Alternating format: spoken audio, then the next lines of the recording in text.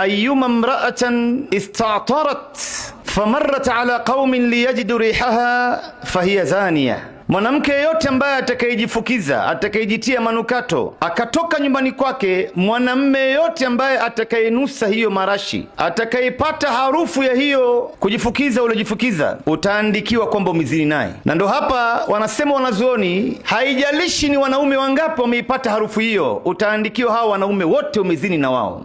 Leo malasafu shadid, wanawake wengi wanapokuwa manyumbani mwao kwa waume zao, hawajipodoi, hawajitengezi, wamejiacha kana kwamba wameshakata tamaa. Saili anataka kutoka kwenda madukani, kwenda sokoni, anakwenda kumtembelea fulani, anakwenda harusini. Sasa ndo utamuona anajipamba, anajitengeza, anajifukiza. Unamtengezea nani huku nje tena? Na hii ilikuwa ni kwa ajili ya mme wako huku. Ndo ule mmoja katika salafu na saleh alipomuona mwanamke ametoka anakwenda msikitini, akamuuliza unakwenda wapi?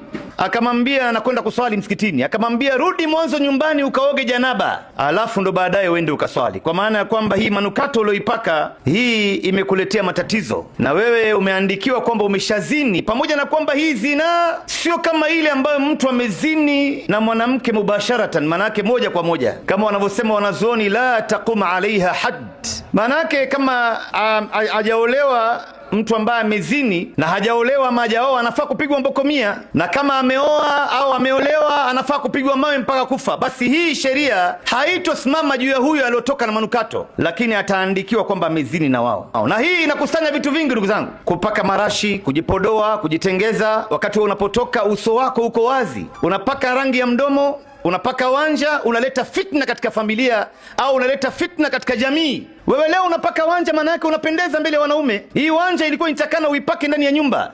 Wewe unajipodoa, unatoka nje, unataka kumuonesha nani mapambo yako, kama sio fitna ambayo unataka kuieneza wewe? Kwa hivyo tahadhari, dada zangu, mama zangu, kujichunga sana. Hata kama wewe utakuwa unaenda msikitini, hairuhusiwi wewe kujipodoa.